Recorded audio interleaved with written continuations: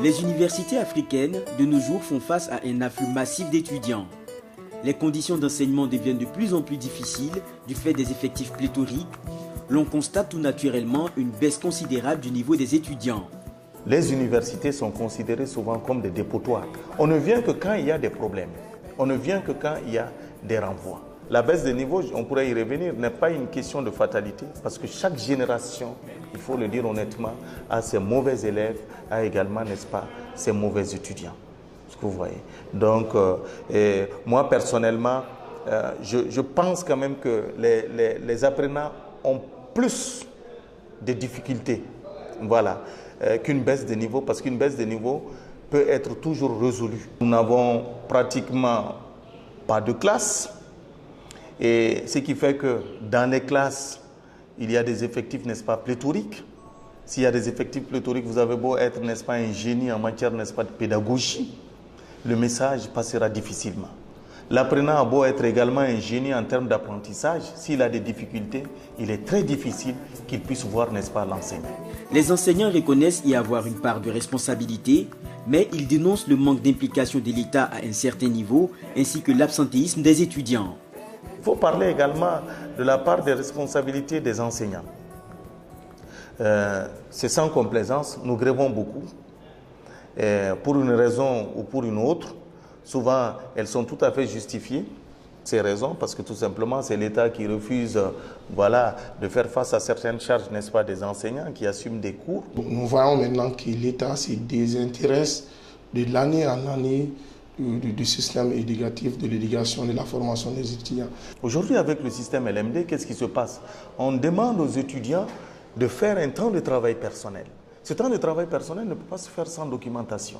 Et dans notre université, nous avons une bibliothèque qui n'est pas de la dimension, si vous voulez, d'un département. L'étudiant est responsable également de la baisse des niveaux parce qu'ils sont caractérisés souvent par un absentéisme chronique. Les cours ne sont pas suivis, surtout les redoublants. Il y a certains étudiants qui se déplacent, ils viennent jusqu'à l'école, mais pour rentrer à l'école, c'est un problème. Tous sont unanimes à reconnaître que la qualité de l'enseignement laisse à désirer. Il y a beaucoup à dire sur la pédagogie elle-même. Au niveau fondamental, qu'est-ce qui se passe? On prend des enseignants qui n'ont pas le profil de formation. Vous savez, vous avez beau donner aux enseignants, à l'enseignant mal formé, j'allais dire, les méthodes les plus sophistiquées, ces apprenants ne vont pas apprendre, n'est-ce pas, d'un iota. C'est un problème qui frappe mes camarades. Je fais partie, parce que si toutefois je sors aujourd'hui de la FSEC, que je n'ai pas de niveau, je serai un produit non consommable. Et c'est quelque chose qui va me suivre durant toute ma vie. Il y a aussi un fait qui est déplorable qu'il faut souligner, c'est que souvent certains se trouvent, même s'ils ont la volonté, ils sont très très loin, si vous voulez, des zones d'études. Quelqu'un qui est à Banconi pour venir au niveau de la faculté des sciences humaines et des sciences de l'éducation, ça peut poser énormément de problèmes.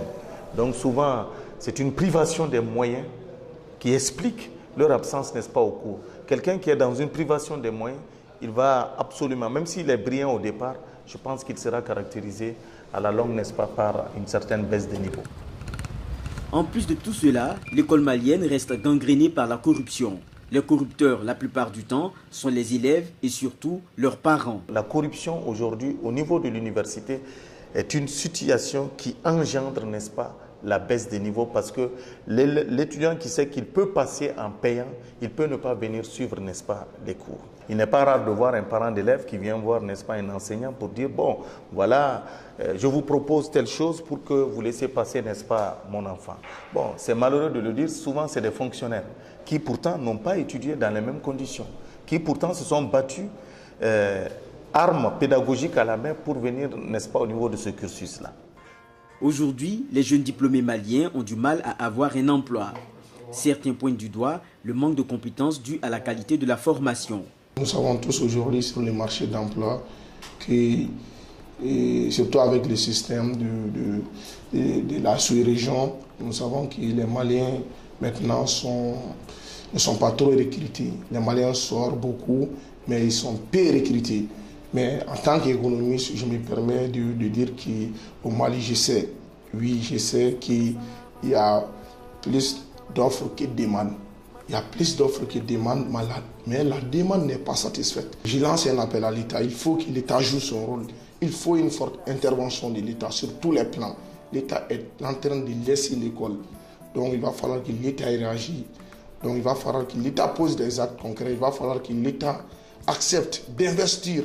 Parce que si demain, après-demain, nous qui sommes appelés à gérer ce pays, nous qui sommes appelés à diriger ce pays, si toutefois notre formation n'a pas été à la hauteur, je me permets de le dire que le Mali sera dirigé par des étrangers. L'école malienne tente de trouver les réponses au mal profond qui le mine.